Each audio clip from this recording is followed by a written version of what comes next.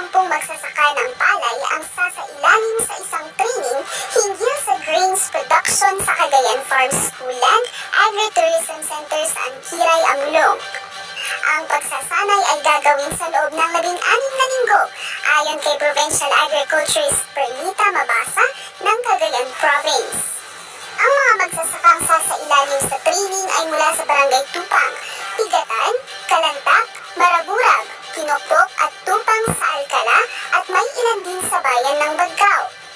Ang pagsasanay ay pangungumunahan ng Office of the Provincial Agriculturist, katuwang ang Technical Education and Skills Development Authority o TESDA Cagayan para sa assessment and national certificate at mga kakailanganin ng mga trainees. Ang mga magsasakang kwalipikadong sumailalim sa training ay may mga sinasaka na 2 hektarya pababa.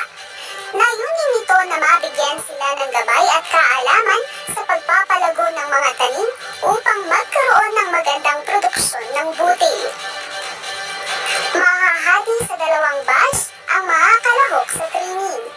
Ang unang batch ay tuwing araw ng Huwebes, habang ang natitirang batch ay sa araw ng Biyernes. Layunin naman